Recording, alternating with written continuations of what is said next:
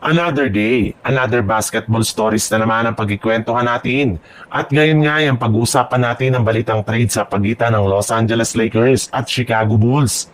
At ang balitang meron na nga daw 5 bagong player ang Golden State Warriors.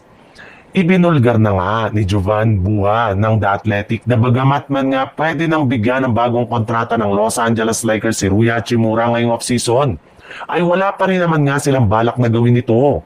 Kaya dahil dyan, ay naging questionable na nga ang future ni Hachimura sa Lakers lalo pat sa kanyang kalagayan. Ay pwede na siyang i-offer bilang isang trade asset para makakuha sila ng bagong manlalaro as soon as possible ngayong off-season. At isa nga sa mga nabanggit na player na pwede nilang makuha gamit si Rui Hachimura ay walang iba kundi si Andrew Wiggins na hanggang ngayon ay nananatili pa rin namang available sa trade market. Bukod rin nga kay Wiggins, kabilang rin naman nga sa mga players na maaari nilang makuha ngayong off-season ay sina Trey Murphy na tuluyan ang ginawang available sa trade market ng New Orleans Pelicans at maging si Ayo Dosunmu mula sa Chicago Bulls na maaari nga daw nilang makuha gamit sina Gabe Vincent at isang future first round pick.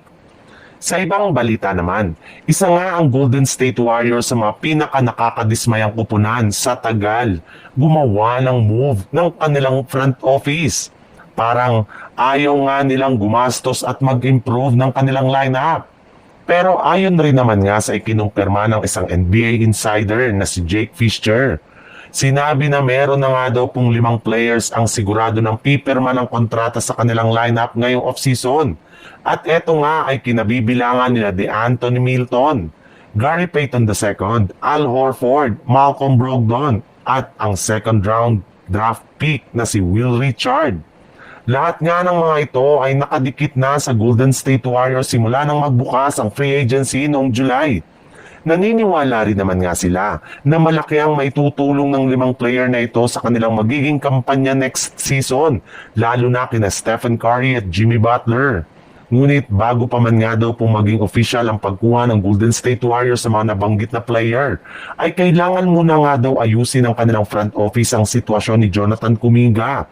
Dahil eto nga ang magsisilbing daan para magkaroon sila ng sapat na cap space at kontrata na ibibigay nila sa kanilang mga bagong manlalaro.